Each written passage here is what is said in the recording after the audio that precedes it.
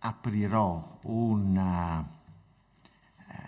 il dibattito, la discussione, sfruttando la mia posizione di puissance.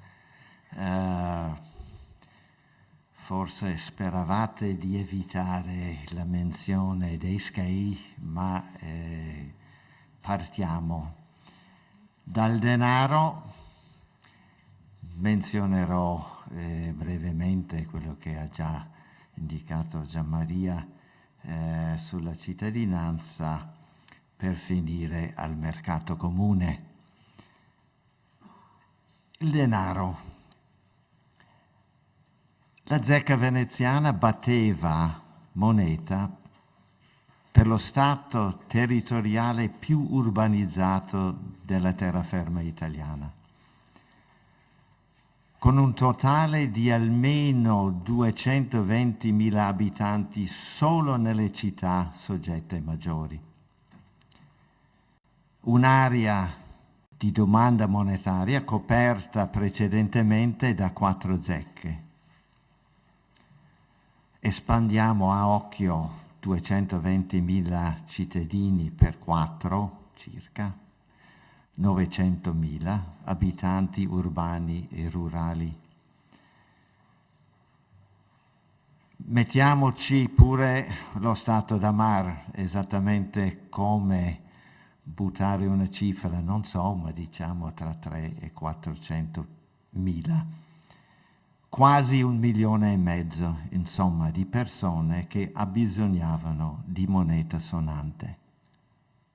Tutto quanto prodotta nella zecca di Piazzetta San Marco. Era una moneta di Stato? Un po' sì, un po' no.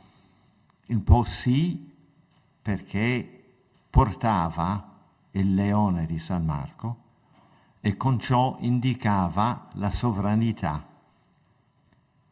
di Venezia a tutti coloro che tenevano in mano o in tasca le monete prodotte dalla zecca di Venezia. No, da un altro punto di vista, Venezia non si mise ad unificare i sistemi monetari dei territori soggetti. Alla romana avrebbe potuto benissimo farlo, non l'ha fatto. Invece adeguava la moneta che coniava al sistema monetario tradizionale in ciascuna area, man mano sottomessa. Così ha perso una grande occasione di affermarsi come Stato sovrano unitario sui propri territori. La cittadinanza è un altro settore in cui Venezia ha perso una occasione. Per svariati mesi tra il 1357 e il 58 Venezia era in trattativa con Ragusa quando offriva a Ragusa la cittadinanza veneziana come autorevole membro e una parte di Venezia stessa, tra virgolette. Sarebbe stata una mossa rivoluzionaria, ma c'era un inghippo. L'obbligo da parte dei ragusei di caricare le proprie merci su navi veneziane. E Ragusa non accettò l'offerta e decise di andare con il Regno d'Ungheria per poter agire più liberamente nel mercato e anche nella costruzione navale. La seconda parte del discorso è che in tutte le dedizioni di cui abbiamo sentito parlare poco fa, si discute della cittadinanza veneziana. Ciascuna area sottomessa chiede come prima cosa la cittadinanza veneziana. Padova chiede la cittadinanza originaria. Noi lo vogliamo come se fossimo nati a Venezia. E Venezia dice, bell'idea, ma non possiamo perché siamo costretti dalle nostre leggi, però vi possiamo dare la cittadinanza deintus, darlo a tutti i cittadini, già cittadini dei luoghi soggetti. Una cittadinanza che non serviva niente se non venivano a Venezia e allora potevano utilizzare questo privilegio, altrimenti era una carta d'identità da tenere in tasca. Quindi altra occasione persa di fare Stato. Il mercato comune. Donato Gianotti, scrivendo attorno al 1526, racconta delle parti costitutive della società veneziana, di un corpo della città, e conclude con i mercanti. Dei mercanti, i quali in grandissimo numero di tutte le nazioni concorrono in questa città, non bisogna parlare, perciò che non sono membro di quella. Vengono costoro in Venezia per essere quella come mercato comune a tutto il mondo, per la comodità del mare. Sono viandanti, non sono membri del corpo, la stessa parola che usavano i veneziani nel tentativo di attrarre i ragusei, di tenerli i ragusei nel grembo dello Stato veneziano. Membri del corpo sono i patrizi, i cittadini, gli emigrati con la cittadinanza e i plebei. I mercanti non fanno parte, ma sono a Venezia per sfruttare l'occasione del mercato comune. Molto carino. Adesso apriamo la discussione su 4 relazioni. Chi prende la parola?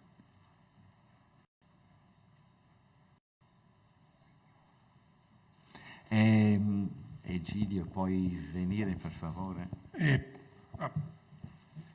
Volevo chiedere io ad Oliver Smith, cioè fare questa, cioè tu parli di familiarità e di accessibilità.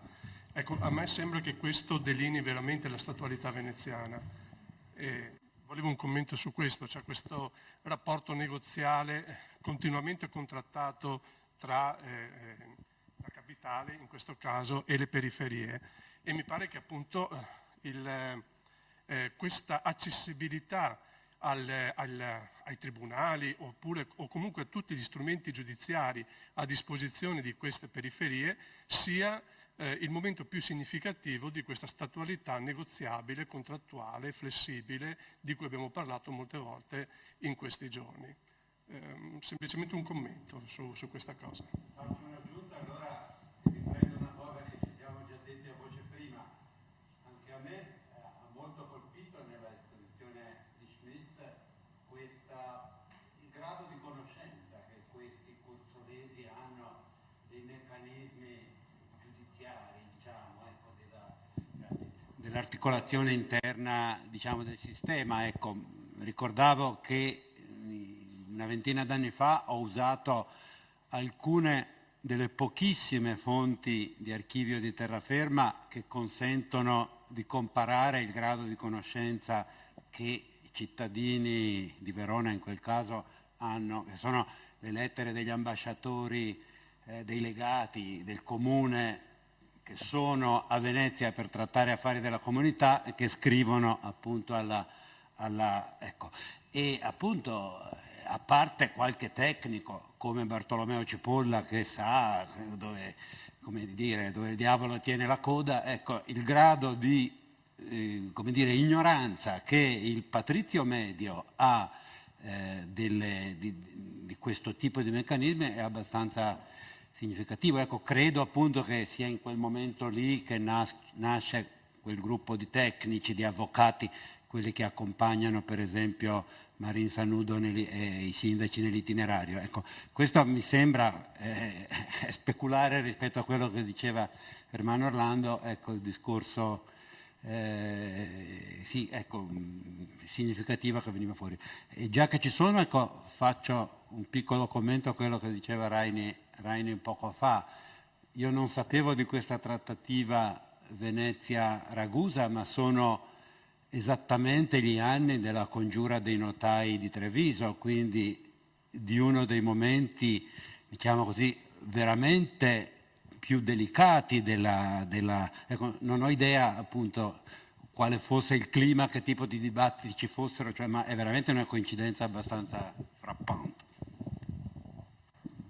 Vi ringrazio di questi due interventi che ci danno anche la possibilità di riprendere la nostra discussione nella pausa. Preparando questo mio intervento ho riletto alcune pubblicazioni, cominciando dal Bergamasco su Verona e anche il libro di Ermanno sul Dogado, anche per farmi un'immagine quale era il livello anche di conoscenza, anche di consapevolezza politica, giurisdizionale in terraferma. E poi mi ha anche colpito il fatto che ovviamente sono pochissime le fonti che si riferiscono anche alla percezione del diritto, soprattutto nei cetti diciamo più bassi della società. Infatti ovviamente si tratta di, quanto almeno alla documentazione, si tratta nel caso di Curzola di un caso eccezionale, ma dall'altra parte mi pare abbastanza anche tipico e conferma soltanto tutto quello che abbiamo anche costruito, la storiografia classica sullo spazio adriatico, sulla Dalmazia, ha già proposto come teorie, e soprattutto era questa familiarità intima in uno spazio che forse era bilingue, certamente era bilingue, ma la lingua non era un ostacolo nella comunicazione, e poi una familiarità plurisecolare. E poi ci sono, io credo, due motivi, due ragioni principali che spiegano questo atteggiamento anche dei contadini corzolani. E uno è certo la familiarità con la presenza veneziana nello spazio adriatico.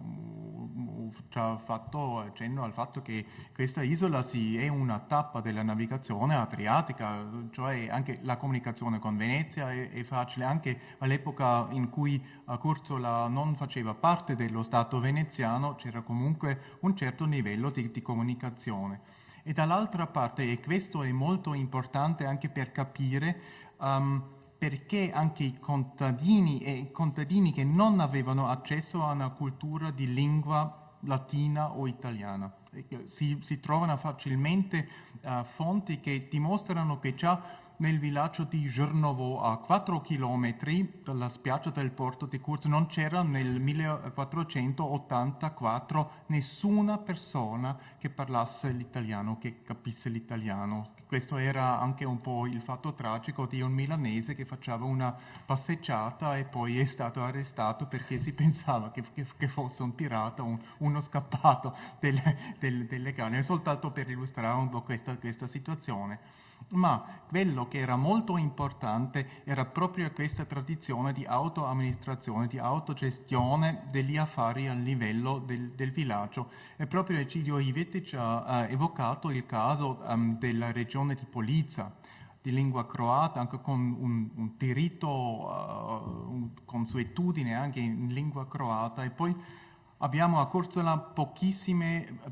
riferimenti, diciamo, alla tradizione giurisdizionale in lingua croata, ma comunque un riferimento molto importante è il termine di queste congregazioni vece, un termine slavo che si incontra fino alla Russia, fino a Novgorod per esempio.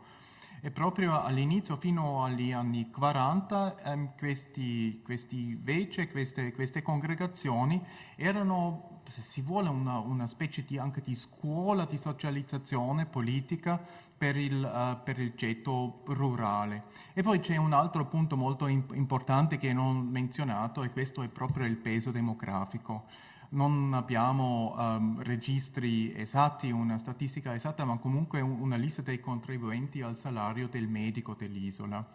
E poi si vede molto chiaro che in Curzola città ci sono appena 200 contribuenti, nei villaggi tra 50, 60, e si vede molto bene che ci sono villaggi, e qui anche l'architettura è molto importante. Il villaggio centrale di Plato ha una loggia, come la città, una loggia quattrocentesca.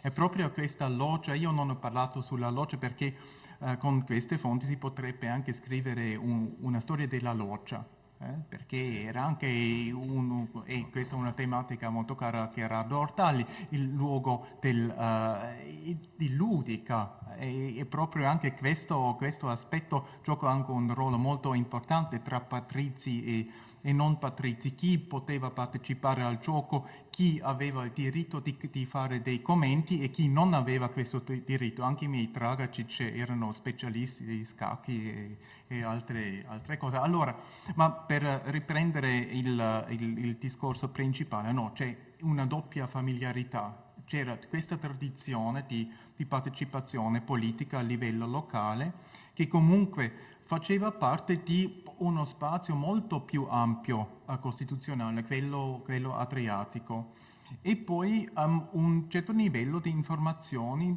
generali su istituzioni, sul carattere dello Stato veneziano, che ovviamente erano diffuse.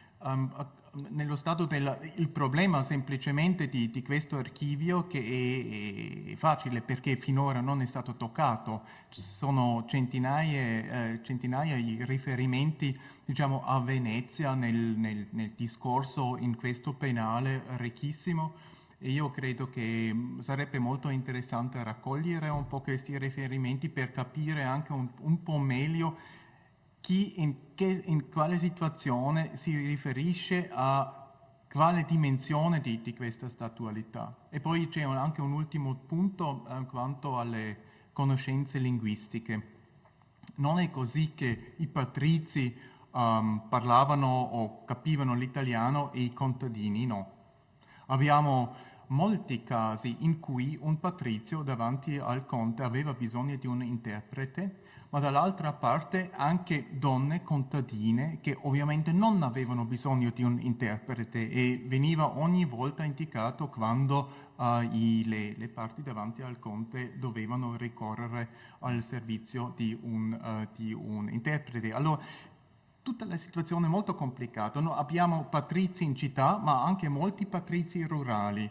Abbiamo questo ceto benestante di contadini che si sono arricchiti come questi Tragacic, e poi anche le linee, non soltanto la frammentazione politica non segue la linea tra popolani e patrizi, ma dall'altra parte anche di punto di vista culturale il potenziale di integrarsi in questo spazio veneziano, economico e anche culturale, non erano così semplici come pensiamo di solito.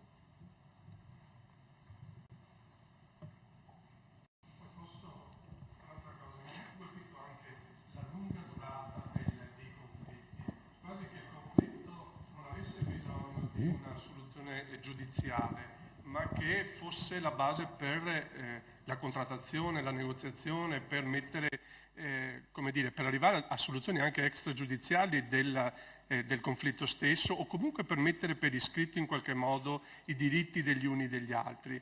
E quindi questa lunga durata dei conflitti mi ha molto colpito. E mi pare un po' tipica, però ecco, volevo anche su questo. Proprio si potrebbe anche paragonare questo caso con il caso presentato dal professor Karabidakis, ma proprio per darvi altri esempi, il tipo di conflitto era abbastanza tipico, malgrado le intervenzioni delle autorità centrali si risolvevano soltanto casi specifici, ma il conflitto generale scoppiava di tempo in tempo e bastava una parola, perciò ancora una volta la loggia.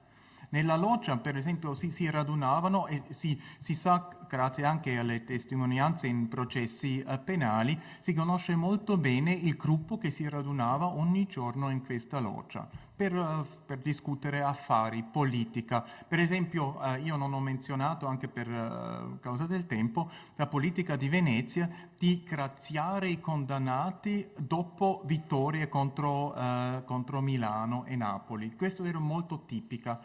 E siccome anche queste decisioni venivano discusse a Curzola e di solito hanno anche provocato poi conflitti e risse tra patrizi e popolani, possiamo anche seguire questa tendenza di fare politica.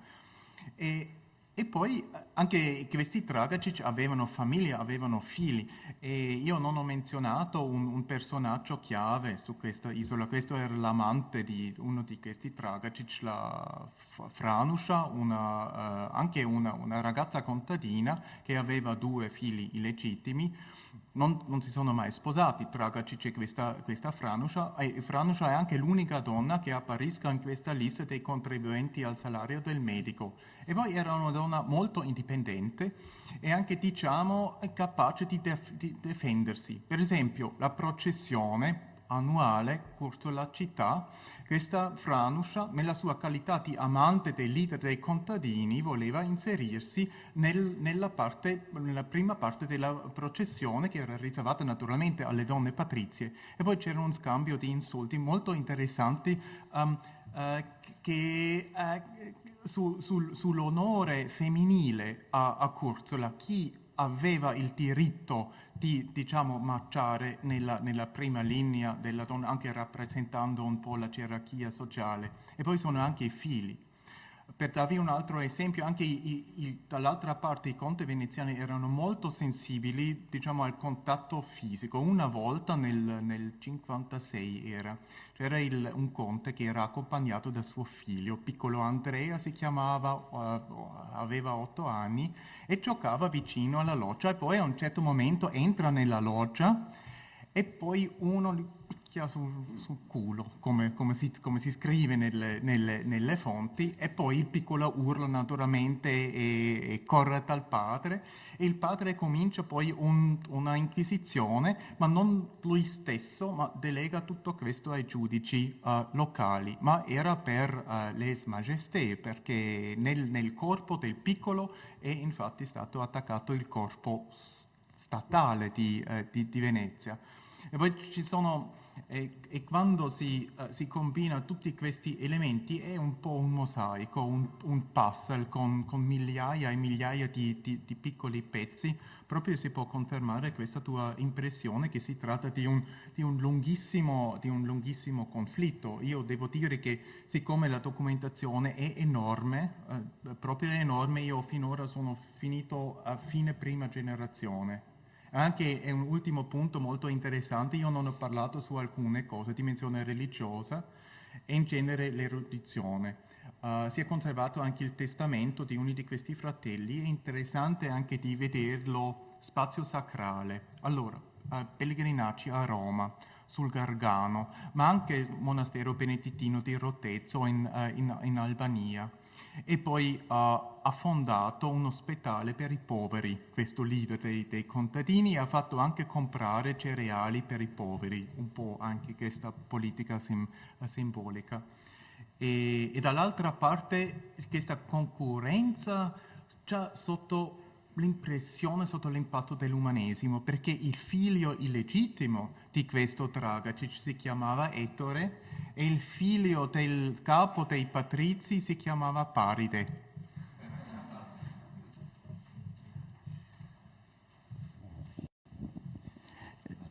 Una questione un po' forse a margine di questo convegno che è centrato sugli aspetti giuridici e anche culturali, sui rapporti fra Stato, territori e Stato e comunità, fra Stato e periferie.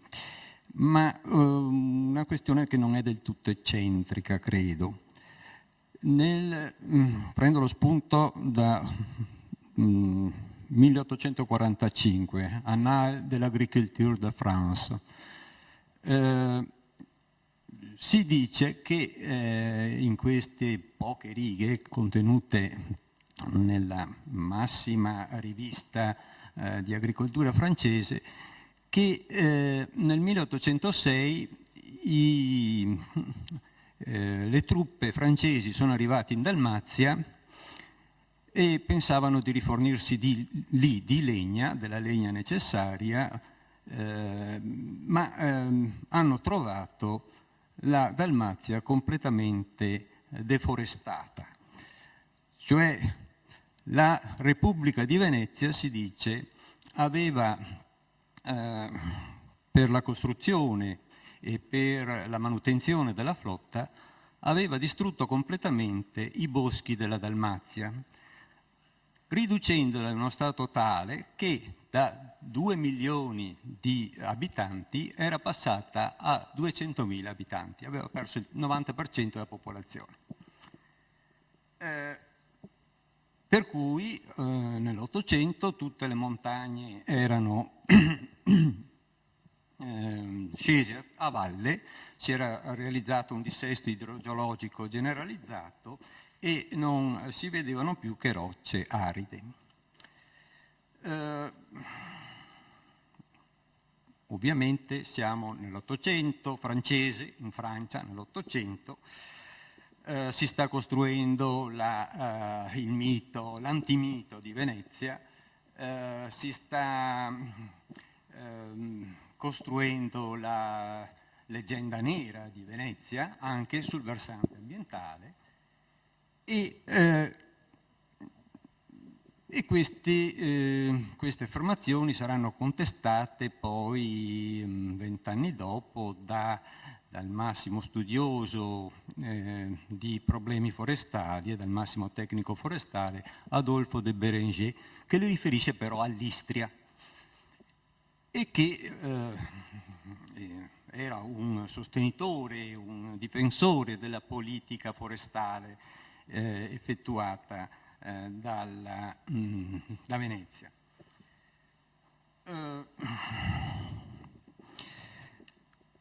Comunque si pone un problema, cioè veniva visto in questo modo in Francia, anche all'inizio dell'Ottocento era molto criticata proprio questo aspetto della politica veneziana sul versante ambientale, forestale in particolare, era stato molto criticato dai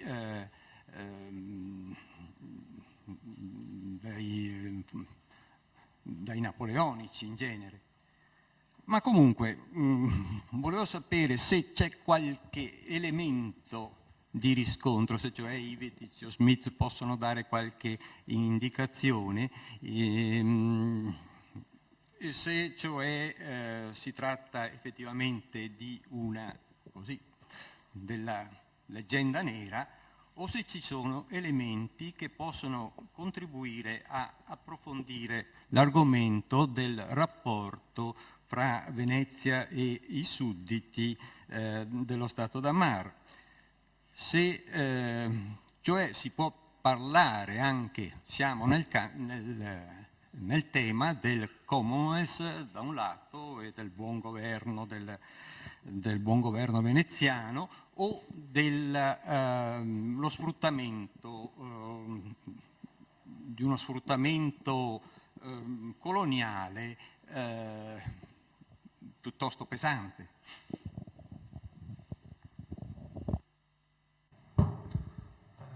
Sì, grazie.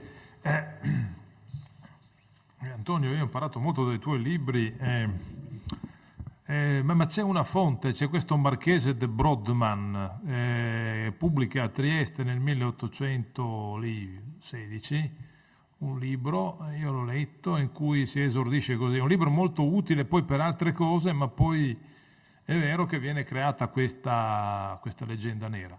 Allora 2 milioni di abitanti, io credo che la Dalmazia non li avrà neanche nel 2100, perché oggi ci sono 2 regioni statistiche Eurostat della Croazia, solo 2 hanno incorporato Zagabria con la parte continentale, ebbene la parte litoranea della Croazia, tutta la Croazia litoranea, ma quasi fino a Zagabria, conta 1.400.000 abitanti.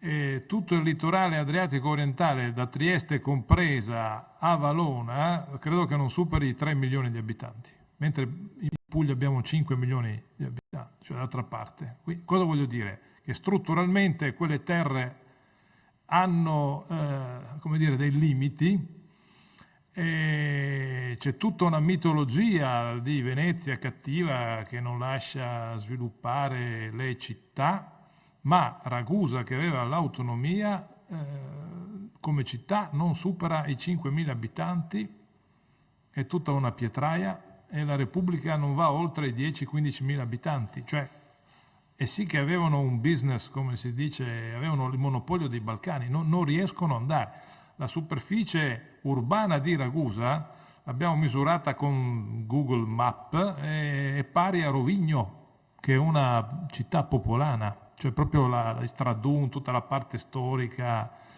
Voglio dire che anche Zara, che raggiunge i 5.000 abitanti, quello è secondo me il massimo strutturale, con tutto il problema della mancanza di un contado per via dell'avanzata ottomana. Allora i boschi in Istria, c'è questa leggenda nera, sono stati i veneziani che hanno tagliato tutto, questo l'ho sentito io ancora da bambini, da bambino ci sono tanti romanzi croati che continuano a raccontare questa storia. Allora c'è la raffigurazione dell'Istria fatta da Giovanni Valle nel 1775, grande cartografo, e si vedono, le conosco perché vado in automobile anche a piedi, zone veramente dense di boschi. Studiando il banditismo ci sono zone dove uno si perde da quanta area forestale c'è, quindi in Istria non la vedo, anzi ci sono tutti quei castastici veneziani che hanno regolato molto bene. Io vedo oggi in Istria che tagliano la legna proprio così, radono al suolo, invece ci sono tutte quelle normative, no, devi lasciare ogni tot alberi, cioè devi lasciare respirare il bosco. Era molto più organizzato 200 anni fa. Per la Dalmazia è un paese, lì basta studiare la geologia e la geografia, ed è un paese che non può aver boschi. C'è un altro mito, quello che gli austriaci ci hanno impiegato un mese per attraversare la Dalmazia, anzi quasi 2 mesi, da giugno a agosto, per arrivare a Cattaro, e hanno scritto, ci sono testi su testi, del degrado lasciato da Venezia, mentre semplicemente in quelle province si viaggia con la nave, non si va a piedi. Era tutto organizzato come un pettine, cioè come venivi dal mare, avevi questi carregadori, erano dei sentieri che partivano dalla costa verso l'interno dell'Istria, dalla costa verso l'interno delle isole, e tutta la Dalmazia funzionava in base a questi attracchi, e di conseguenza ci si spostava tutto così. I primi a fare una strada saranno appunto i francesi, ma è una logica del territorio, dello spazio completamente diversa rispetto a una logica che Venezia ha tirato avanti e che se la portava avanti grosso modo da 1000 anni, cioè quella del mare, e finché noi non capiremo come funziona il mare non capiremo come funziona l'Adriatico. Sì, bene. Dunque, Istria è un altro discorso in questo senso che i boschi dell'Istria erano direttamente legati ai bisogni dell'arsenale di Venezia, come quelli dei Prealpi, sì, Montello, sì, e lì c'era veramente, per interessi ovvi di mantenere queste risorse, dell'arsenale proprio di Venezia, e c'è anche la vicinanza a Venezia da tener conto in questo caso. Invece, nei possedimenti più lontani da Venezia,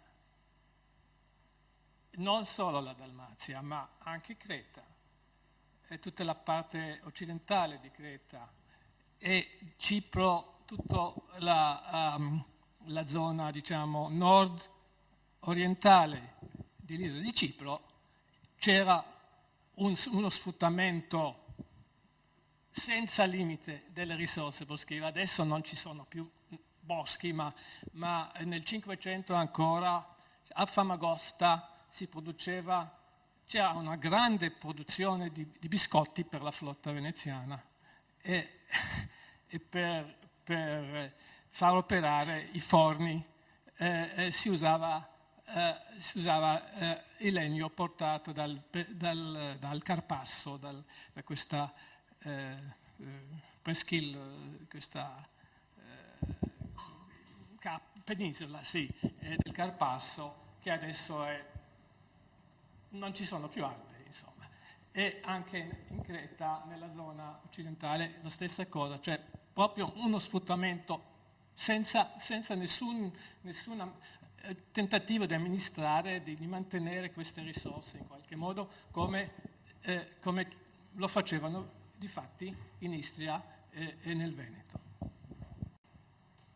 Se posso aggiungere un altro elemento di nuovo di Curzola, che era un'isola dove si produceva molto picce anche per l'arsenale, e proprio già negli anni 60 del 400 Venezia imponeva una specie di legislazione per proteggere i boschi. C'è tutta una serie anche di processi dei conti veneziani contro contadini che infatti bruciavano anche gli alberi per produrre picce che era esportato a Venezia per un prezzo molto favorevole. E poi c'è anche una relazione, mi pare primo Cinquecento, dal governatore veneziano, in cui ti scrive che sono proprio i contadini che rovinano anche l'ambiente a Curzola, malgrado le ripetute intervenzioni dello Stato. Allora io credo che se combiniamo tutti questi elementi arriviamo a un'immagine abbastanza complessa.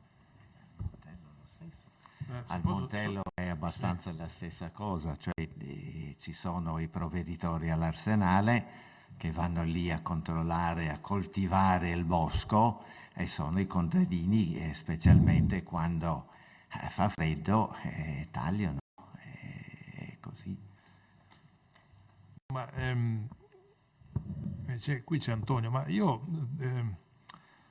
lì la questione dello sfruttamento delle risorse forestali è legato alla situazione demografica. Io sono abbastanza un po' scettico di questa visione, di questa storia ecologica, perché di recente sta aumentando la superficie boschiva, cioè ovunque, proprio in queste zone dello Stato da Mar, semplicemente perché non c'è interesse.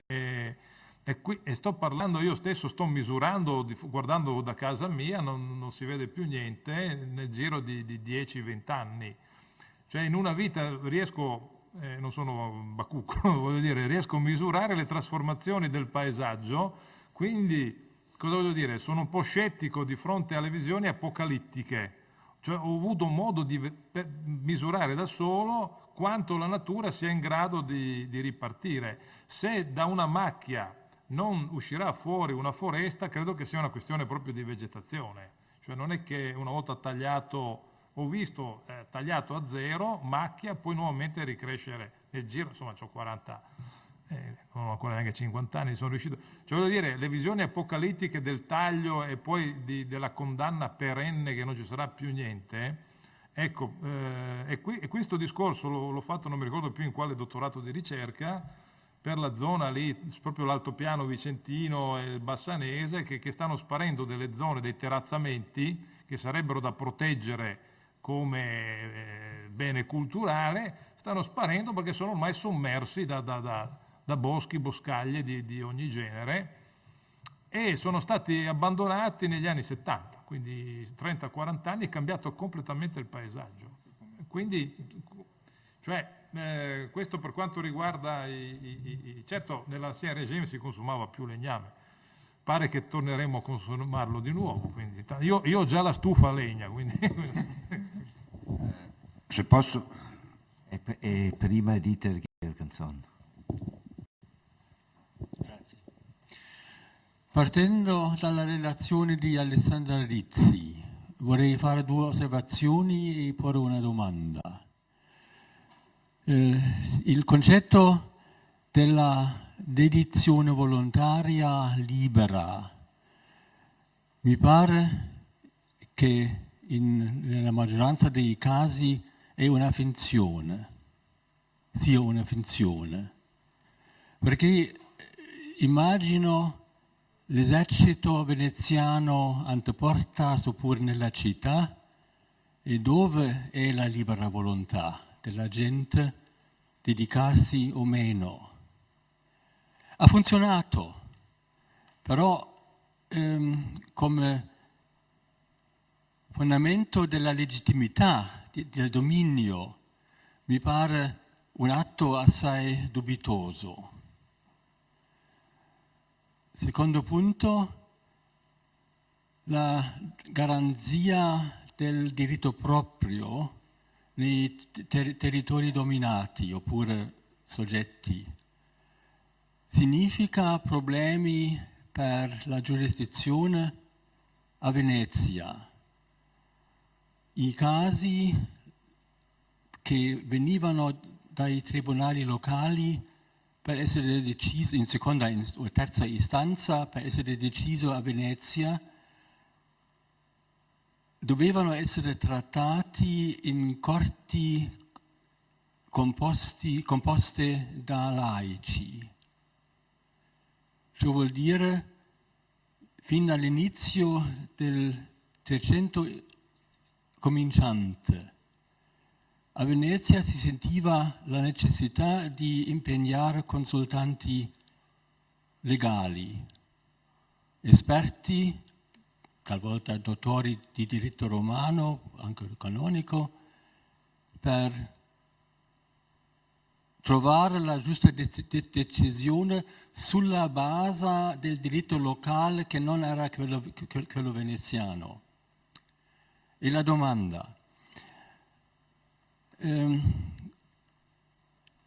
dopo le dedizioni, con la garanzia del diritto locale, degli statuti che lo contengono, Venezia come hai osservato giustamente, Venezia si riservava il diritto di intervenire, fare cambi, cancellare cose.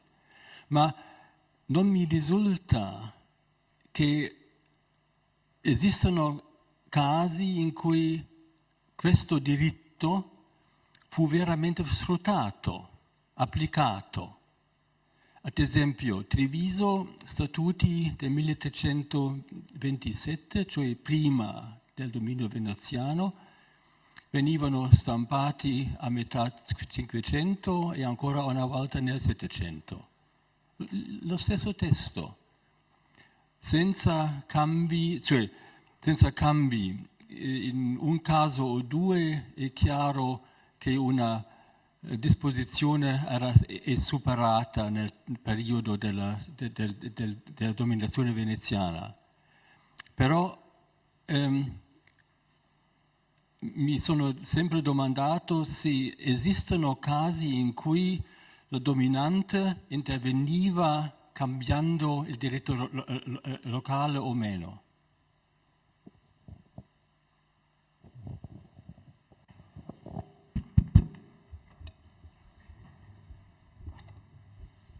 direi che gli interventi sono anche tutta quella congerie di parti, di terminazioni che poi arrivano dal centro in periferia. Lei ha citato il caso di Treviso, che a differenza degli altri casi della terraferma, ma non sono io a dirlo, insomma, qui c'è anche chi ha scritto sicuramente molto sull'argomento, si parla addirittura di riforma dall'alto per quella serie di aggiunte che arrivano e poi che sono consolidate, diciamo, in aggiunte a fine 300. Anche quella ritengo possa considerarsi una forma di correzione dello ius proprium, cioè, di intervento sul testo normativo. Le varie addizioni, parti della Zena, la Morosina, sì, facevo riferimento esattamente. Che sono assemblate nel corso del 300, esatto. però lo statuto in sé resta intatto. Peraltro in altri casi è vero, come appunto nel caso la riforma di Verona nel 1450, la stessa riforma di Vicenza nel 1425, l'intervento non c'è, cioè c'è una presa d'atto di quello che è stato approvato in terraferma, le commissioni sono tutte interne, quindi sì, Treviso ancora una volta sì, esatto. è un caso diverso. Esatto. Sì, beh, approfitto di questa mini discussione. Uno dei casi interessanti che si registrano appunto è quella della statutaria, che si amplia, no? Le edizioni a stampa del 5, 6, 700 conservano simbolicamente gli statuti e poi aggiungono tutta una legislazione. Però quello che è interessante, che mi poneva un problema e che ho verificato seguendo magari certe vicende, è questo. Se un consiglio cittadino emana un provvedimento, una legge, e lo poteva fare, diciamo che, ad esempio, facciamo un esempio che si ripete, la messa in ordine di certi diritti per entrare nel consiglio maggiore o minore, no? Ecco, il problema qual è? Lo sottoponevano all'approvazione di Venezia oppure no? Io ho trovato che molte volte non sottopongono, cioè non inviano la parte a Venezia, e Venezia non si preoccupa minimamente di questo aspetto. Qual è il successivo problema? Il successivo problema è che magari a distanza di 20 anni, 30, 40, nasce un conflitto sempre in loco. La parte che ad esempio ricorre alla legge che non era stata inviata a Venezia è più debole, perché quella legge che non era stata approvata da Venezia diventa una legge, potremmo definirla di serie B, non è in grado di entrare nel discorso complessivo del conflitto. Quindi c'è tutto un gioco sottile, bisogna chiedersi perché non hanno inviato a Venezia per l'approvazione, perché alcuni la inviano, altri no. C'è tutta una situazione, diciamo, molto particolare, mai casuale evidentemente, certo. Poi volevo solo dire qualcosa, sono d'accordo con Egidio Ivetis, basta guardare le foto scattate dall'esercito italiano tra il 14 e il 15 su tutto l'arco alpino, brullo come dove oggi ci sono foreste su foreste. Aggiungere una piccola cosa, quei consigli cittadini sono guidati dal rettore veneziano. Nei casi che conosco io, sì, Treviso ad esempio. Il rettore è presente come presidente del consiglio, ciò vuol dire che non va niente senza la sua approvazione. Il rettore è presente, ma attenzione, è presente non in quanto rappresentante di Venezia, ma in quanto rappresentante della città. Sì, questo sono sicurissimo. Il rettore è il rappresentante della città, tant'è che qui c'è dietro tutta la discussione che cosa sono i rettori, non sono mediatori, sono... Ora, il rettore non è un mediatore, assolutamente, io lo so... È rappresentante della dominante in quanto viene inviato dalla dominante, ma viene inviato alla città nel rispettare gli statuti cittadini e all'interno della città è previsto già dagli statuti che il podestà, inteso in senso lato, non essenzialmente quello veneziano, presieda i consigli. Allora può esserci un'ambiguità, è ovvio che c'è un'ambiguità, perché... No, non è così, non è così. Non è così, si potrebbe fare una casistica, potrei farvi una casistica enorme in età moderna, neanche in età medievale. Rappresentano la città, e questo esempio che io vi facevo del parte non inviata, forse dico, diciamo, spiega in parte anche il fenomeno. Non avviene sempre. A volte inviano degli ambasciatori per l'approvazione, a volte non li inviano. Allora il problema è chiedersi, è evidente che ci sono dinamiche interne che spingono a questa scelta oppure all'altra. Il problema però è nella seconda fase, quando nasce un ulteriore conflitto, e quasi sempre nasce, come dice il discorso che faceva Ermanno, cioè ha ragione, non c'è da stupirsi che durano 50 anni, questa è faida, dura 50 anni un conflitto, anche 100. Cosa vuol dire? È ovvio che duri, con delle varie fasi, eccetera. Allora, quando ricompare nuovamente il conflitto, che cosa avviene? Che le due parti citano o non citano quella legge? La usano o non la usano quella legge all'interno di un discorso conflittuale complessivo? E questo è interessante. È evidente che se la città la vuole utilizzare per sostenere le sue ragioni a livello istituzionale contro ad esempio dei gruppi specifici eccetera, non lo può fare, perché non è una legge che è stata approvata dal Senato, o comunque la parte avversa ha facilità nel dimostrare la fragilità dell'argomentazione. Comunque io sostengo a spada tratta, è il rappresentante della città. Scusa Claudio, solo una ma in generale o stavi parlando di Treviso, se non ho sentito male? In generale? Cioè, una categoria Sia poi il massimo giudice in loco è sempre rappresentante di Venezia, no? Non è che...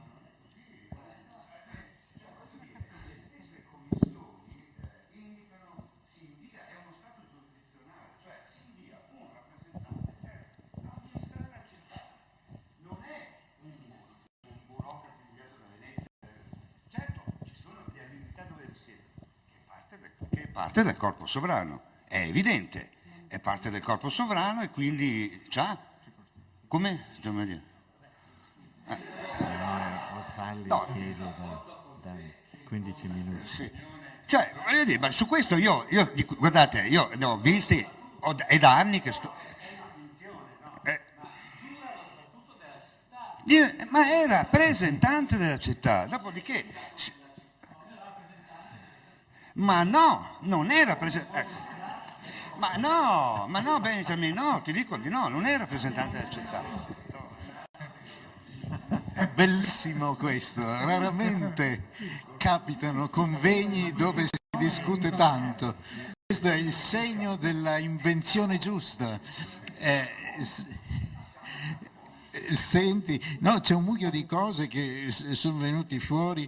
Beh, prima di tutto, Raini, ne parlavamo di Ragusa un paio di giorni fa per caso, e naturalmente è un passaggio mancato, sia quello, e ti ringrazio poi visto che non avevo voluto aver parte perché avevi altri impegni al convegno, di aver fatto questa coda, che è il tuo apporto importante, soprattutto per la questione della zecca. Io non ne ho mai pensato a quello che tu ci hai detto, forse non sono il solo. Devo dire, quell'altro giorno dicevamo sì, le occasioni mancate sono anche altre, per esempio dopo Agnadello lo Stato rimane sostanzialmente lo stesso, dopo la Quarta Crociata rimane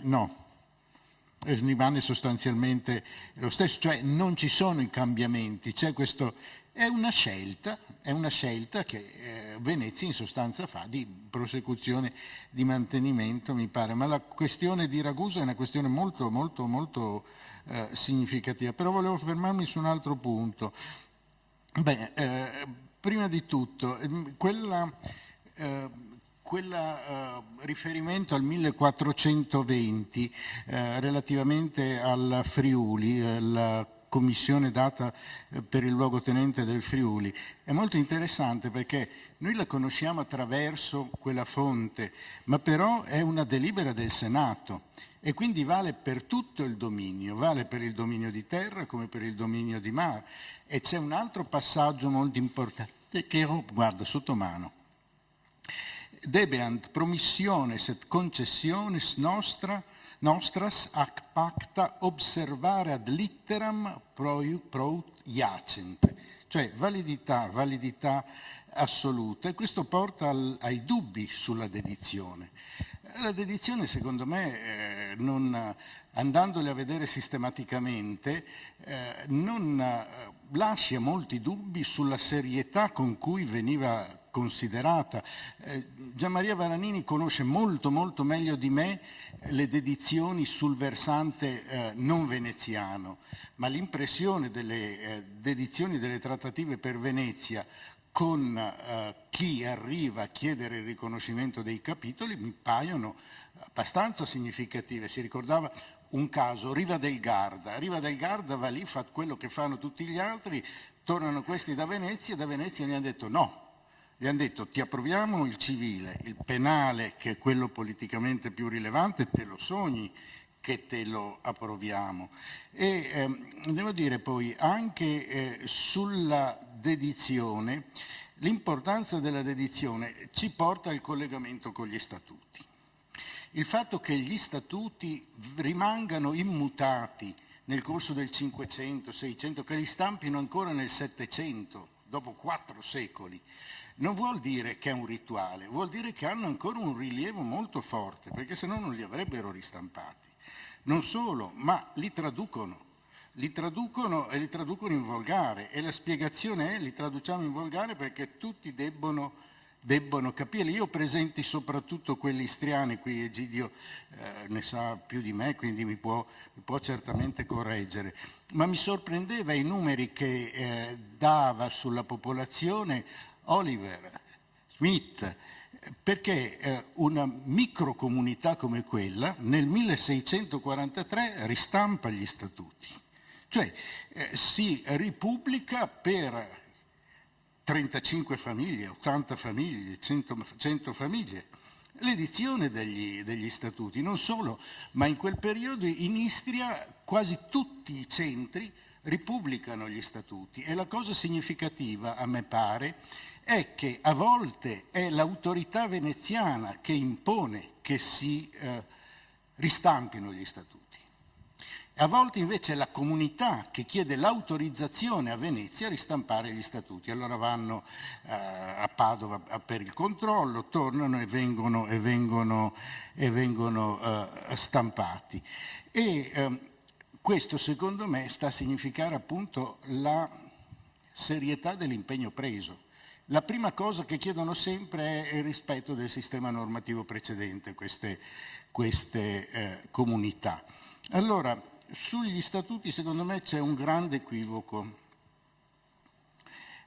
cioè pensare che siano una cosa di eterna giovinezza o diventata presto vecchia e quindi ritualità.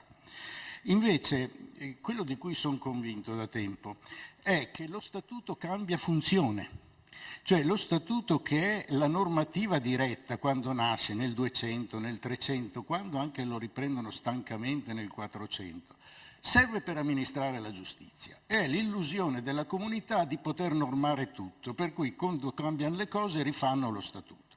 Quando arrivano a fine 300 e 400 si rendono conto che non è più fattibile questo. E non fanno più statuti, e gli statuti che vengono fatti più tardi, per esempio non so, il caso di Bologna che arriva molto tardi, sono i vecchi, sostanzialmente modificati in qualche parte, ma sono i vecchi. Allora cosa significa questo? Significa che non serve più? No, significa che serve ancora, ma che ha cambiato significato. Io credo che il valore, in sede giudicante dello statuto si perda inevitabilmente, perché quando tu hai nel 700 o nel 600 uno statuto che è stato fatto nel 200, ti dicono non tirare le frecce dall'alto delle torri perché sennò ai magnati tagliamo le mani, non ha più senso. Quindi questa gente cos'era? Non era pazza. Questa gente si rendeva ben conto che lo Statuto aveva cambiato significato soprattutto al tempo delle dedizioni, perché era diventato qualcosa che aveva un valore politico più che normativo, era il segno dei margini di autonomia che restavano alla città, era alla comunità, non alla città. Curzolo era un paesotto, erano un po' la mens, la ratio, era diventata come un codice. Parlare di codice per uno statuto parrebbe un controsenso, perché lo statuto non dà i principi generali come fa il codice, ma a quel punto il fatto di non tirare le frecce era il controllo dell'uso delle armi, e questo restava valido. Tant'è vero poi che non è un caso, a proposito delle dedizioni, che quando si stampano questi statuti tardi, la prima cosa che ci aggiungono, e anche quando restano le pagine bianche sui codici quattrocenteschi, trecenteschi, quattrocenteschi, quello che ci scrivono dentro è l'atto di dedizione. È l'atto di dedizione che diventa il primo passaggio di modifica dello statuto e di aggiornamento dello statuto. E poi quando lo stampano, è già stato detto, quando li stampano nel 5, 6, 700, diventano un corpus normativo enorme, perché ci aggiungono tutto quello che, e tutte quante ce le hanno. Per l'Istria manca quello di Spalato. Spalato non ha un'edizione, ci provano 3 volte, non riescono mai a stamparlo. Spalato non ha uno statuto aggiornato, ma ha una trascrizione, come si chiama, Petrolupoli, qualcosa del genere, questo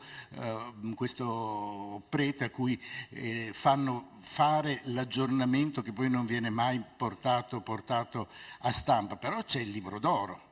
C'è il libro d'oro che comincia dopo lo statuto e arriva fino al 1700, mi pare, 38, 46, 62, nell'aggiungere tutto quello, proprio perché è cambiata la logica di quella norma. Ma se alla base ci rimane lo statuto e poi ci rimane subito la dedizione, io ho l'impressione che questa sia la prova decisiva, primo, sull'importanza dello statuto, secondo, sulla non ritualità della trattativa, terzo, su questa adeguazione continua poi che si ha attraverso piccoli capitolari inseriti, attraverso disposizioni sulle elezioni, attraverso su quelle cose che poi portano le 200 pagine iniziali alle 600 pagine finali. Io ho questa sensazione, non so se è condivisa, ecco questo.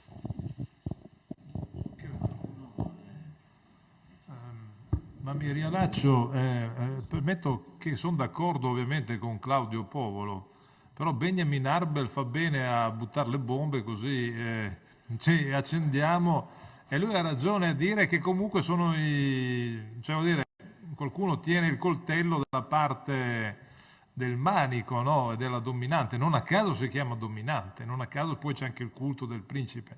Però è vero, mi rilascio a Claudio e poi a Gherardo, è vero che a spogliare migliaia di pagine del Senato Mare abbiamo una costante lamentazio da parte di questi podestà, chi ha detto, non mi ricordo più, che sono come 4 gatti, no? Sono veramente podestà, la moglie, non so, un aiutante, e sono proiettati nei luoghi, cioè se non ci fosse il consenso politico, che lo studiamo in ambito del fascismo, non ce lo siamo mai posti in ambito della Serenissima, se non ci fosse il consenso, questi li possono far fuori come niente, voglio dire, cioè sono talmente delle gocce isolate.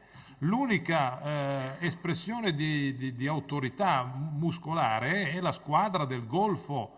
Sto parlando appunto dei domini di là dal mare, cioè sono questi che poi sanno anche intervenire durante la guerra e dimostrano. Quindi sono delle figure, a Cattaro sono completamente isolati e i nobili cattarini gestiscono la gestione del castello di Budo agli estremi lembi del confine. Quindi, però credo che sia ottimo questa discussione, perché vuol dire che abbiamo toccato il nervo della statualità.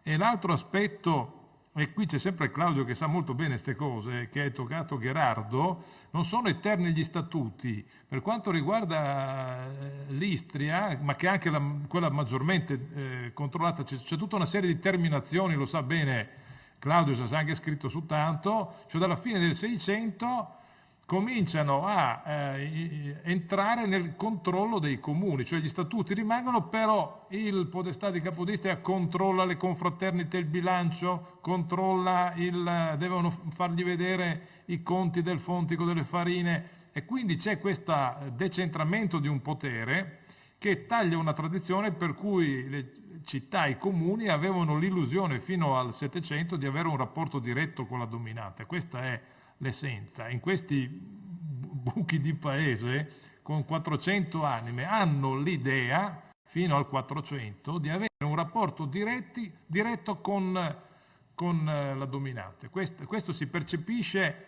non da una memoria, si percepisce a sfogliare il Senato Mare, le varie suppliche, le varie cose. Hanno un'idea veramente di essere un sobborgo che va in una grande città, e qua giustamente questa è l'osservazione perfetta, cioè il centro città è Venezia, con i sobborghi che sono queste varie unità, e poi i dalmati sono bravi a lamentarsi, vanno subito dritto nel centro a richiedere C'è questo atto di controllo. Per la Dalmazia però è un po' complesso, perché la stessa controllo tramite terminazioni avviene per l'acquisto vecchio, non abbiamo parlato fino adesso, invece l'acquisto nuovo, cioè questa nuova Dalmazia, questo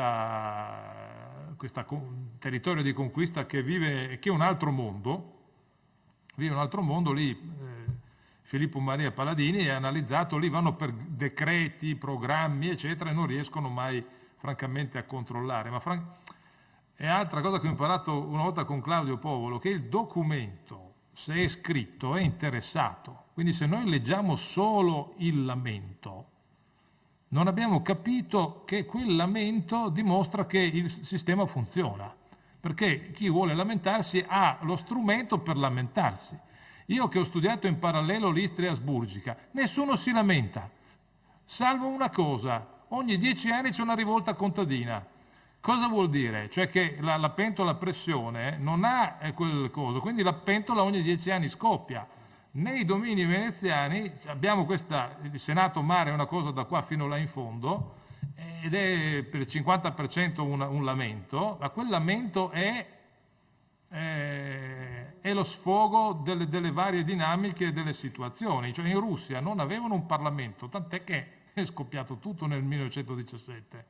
Cioè, questo è uno dei meccanismi per cui, se noi lo leggiamo letteralmente, diremo: ma qui non funziona niente, ma questo è un disastro, ma qua non va bene niente, ma invece Claudio aveva detto scritto, se è scritto ha un altro codice di relazione, no? Quindi di informazione anche, c'è un sottotesto sotto, politico. Se posso brevemente, non voglio... ha ragione Gherardo, questa legislazione, la fine della legislazione comunale è stata segnalata in tutta Europa, intorno 400 circa. Ecco. Però c'è un punto, secondo me, che è importante, conserva questo valore simbolico, rappresenta lo Stato giurisdizionale, fino alla fine, no? Altrimenti non si spiegherebbe. L'ultimo, brevemente, poi do la Gianmaria, il discorso dei rettori si colloca, come diceva Gaetano Cocci, sono due righe eccezionali, non si fidavano dei rettori. Sì, però lo stesso. Su questo punto ma erano giudici di prima istanza, Ecco, si appellava allora, contro se non ci si fidava. forse un A paio chi scrivevano i dogi le cosiddette lettere ducali? A chi erano indirizzate? No. Comunque, ci sono alcune cose da ricordare, poi la realtà è quella che è. La ritualità della presa di possesso, cioè dell'ingresso del rettore, qual è? Il rettore in piazza, seduto alla berlina o nel luogo deputato, che riceve la bacchetta, cioè la sovranità è del popolo. E e in quel momento avviene, diciamo così, la presa di servizio, diciamo. Ecco. Quindi la finzione, perché tutti sanno che è un rito, ma è la res publica superiorem non recognoscens che conferisce. Ecco. Quali sono i passaggi di potere e di sovranità, fra virgolette, nella terraferma? A Verona per 3 giorni, nel 1439, i Gonzaga prendono il potere durante la guerra. Fra il 13 maggio 1509 e il 28 maggio in tutte le città c'è il passaggio. Allora, in quei casi lì, come avviene? Cioè, è descritto nelle cronache, no? L'assemblea, l'Arengo si riunisce in piazza, oppure nella chiesa tal dei tali, ecco, e avviene il trasferimento di sovranità e il podestà va via piangendo, perché c'è poi appunto anche questo aspetto. E, come dire, tutte queste forme che conservano questo simulacro di sovranità restano. La sentenza lata in Arengo, la sentenza podestarile è inappellabile a termini di statuti, credo, di Vicenza e di Verona. Ecco. Ogni anno c'è una riunione formale dell'Arengo per l'estrazione a sorte dei brevia, no? Secondo la vecchissima tradizione comunale. No? Ecco, poi c'era in realtà una circolazione di brevia per l'acquisto delle cariche, per questo e per quell'altro. Insomma. Quindi le forme della sovranità che mantengono al rettore questa veste, diciamo, di podestà che è delegato dalla sovranità popolare, restano, come dire, formalmente intatte, cioè la città può come dire, convincersi che questa dimensione esista, ecco, anche se di fatto ovviamente poi c'è una sostanza del potere che è tutt'altra cosa, insomma, ecco, tutto qua. Quindi sono due facce diverse della stessa realtà. Hai fatto benissimo a tirar fuori la questione delle processioni, ma si impongono processioni alle città il giorno in cui quella città è caduta sotto la sovranità veneziana. Capito? Cos'è il 13 agosto a Zara? La Sacra Entrada. La Sacra Entrada. Non è lì per dire, oh cari zaratini, che bene che avete fatto ad eleggere il nostro nobile come capo della vostra comunità. È lì per dire la stessa cosa che dice la moneta con il leone, cari miei, ciccia. Posso dire una cosa?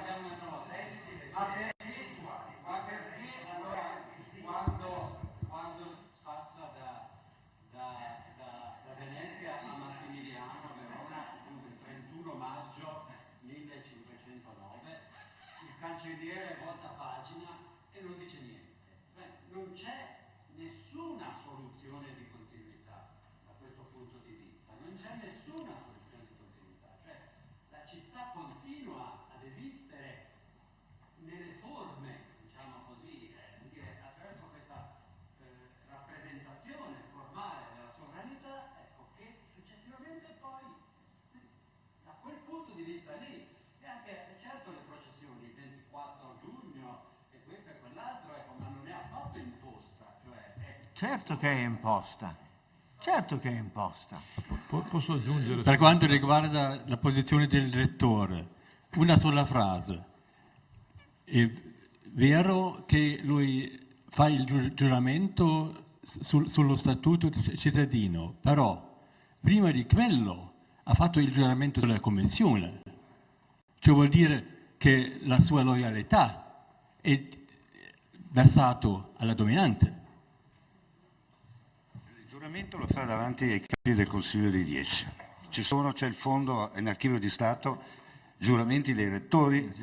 Quel giuramento rappresenta il vincolo, come dire, viene da Venezia, è ovvio, ma questo vincolo rappresenta il legame che poi avrà con la città. Lui va a giurare insieme al capo degli sbirri, che si chiamava, adesso non ricordo più, c'ha un nome, va a giurare insieme al cancelliere e poi a quegli altri grandi personaggi che noi, per esempio, tipo a Brescia, a Padova o anche a Verona ne troviamo 3 o 4, gli assessori, che erano giuristi della terraferma, tutti insieme giuravano davanti ai capi del Consiglio dei 10.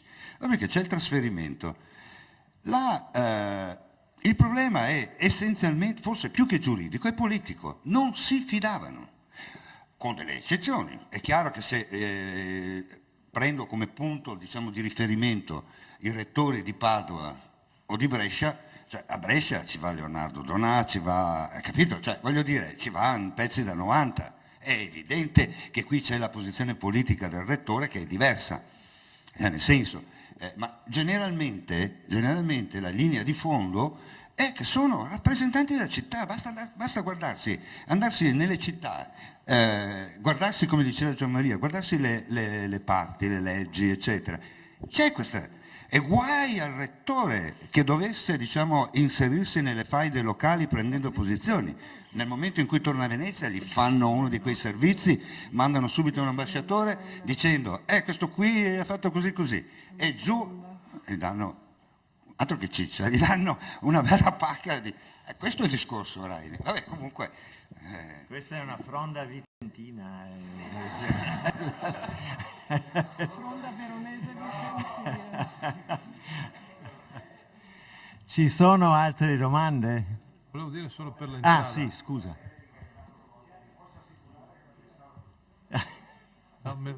Sì, scusate se questo dell'entrata è vero, però dimentichiamo un aspetto.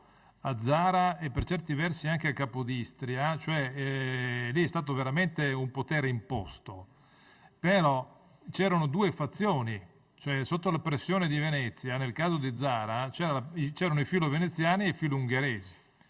Ci sono adesso degli studi recenti croati in cui chi era filo-ungherese sia a Zara che a Trauglia hanno buttato giù la casa, eccetera, mentre chi era filo-veneziano si è arricchito. Questo atto simbolico della Sacra Entrada credo rientra in una specie di rappresentazione civica per ribadire anche la vittoria da parte della fazione filo-veneziana, cioè ogni volta ricordava, guardate che come sono andate le cose e state buoni, perché anche per dire, anche a Pola hanno ammazzato la signoria, l'hanno proprio...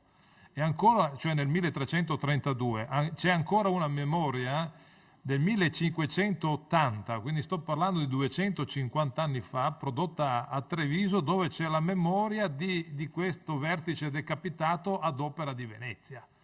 E si rivendica uno specie di spirito repubblicano dei discendenti dei Castro Pola che sono stati ammazzati, eccetto uno, e sto filone è andato avanti a Treviso e dopo 250 anni ha pubblicato una memoria con cui ricorda la nobiltà della città, eccetera. Quindi voglio dire, noi spesso guardiamo in termini di occupazione come se fossero delle truppe naziste, ma in verità i veneziani avevano la quinta colonna, ovvero dire la fazione filo-veneziana che li aspettava, e spesso entravano dentro un gioco già predisposto.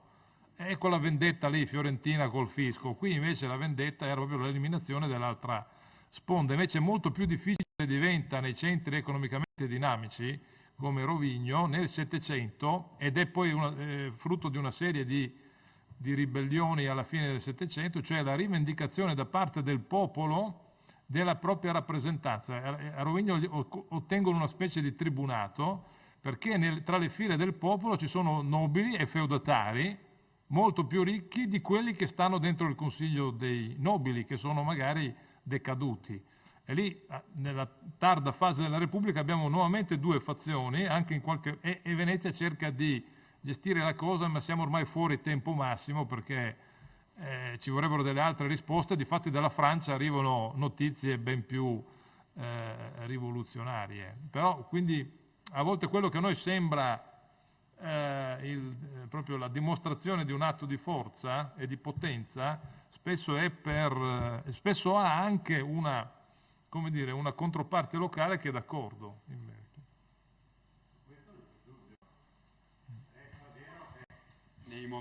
Nei momenti topici, diciamo, la base popolare, reale o fittizia della sovranità torna fuori. Ecco, perché quando Verona si riassoggetta a Venezia nel 1517, anche per volontà veneziana, il consiglio cittadino è composto da 2 uomini per contrada, quindi mettendo alla pari le contrade del centro dove stanno i patrizi e le contrade di periferia dove stanno gli ortolani. Ecco, perché si vuole fondare, come dire, fra virgolette, democraticamente diciamo, la sovranità. Ecco, a Brescia c'è un meraviglioso trattato che segnalò per primo Ventura, scritto da un umanista bresciano nel 1516, no? Perché poi i problemi nascono in occasione delle guerre, quando come dire, sei messo di fronte alle tue responsabilità,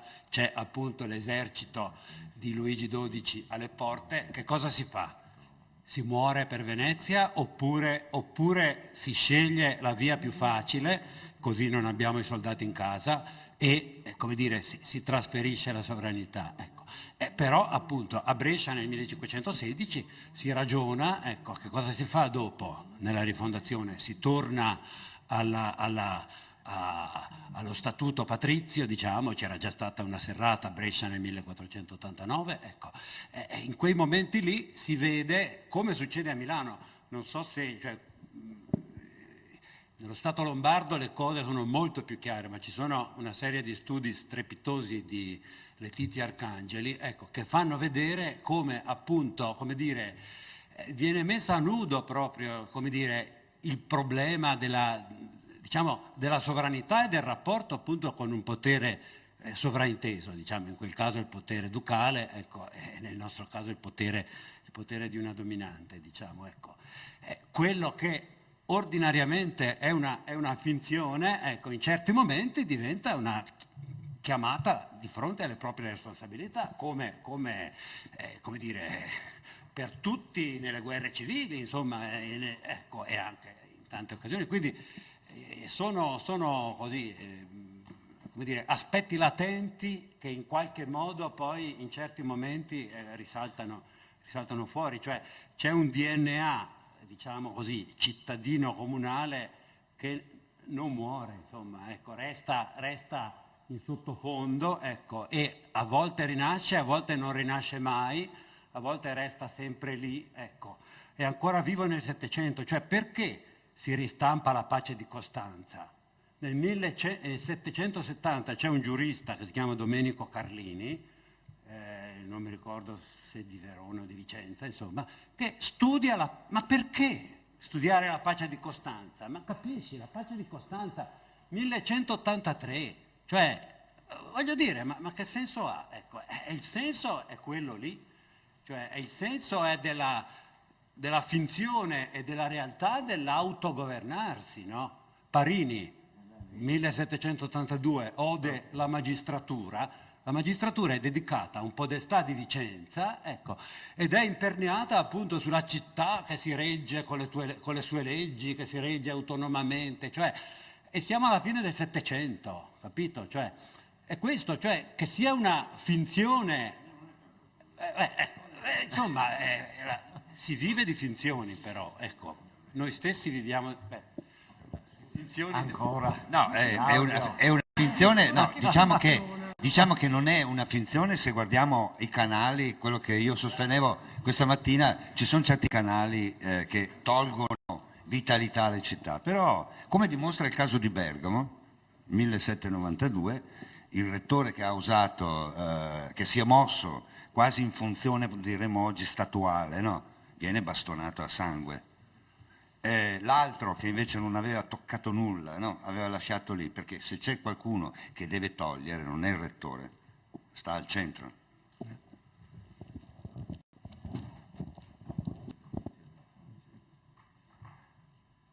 Non parliamo della rivoluzione francese, beh, insomma, ovviamente non c'entra.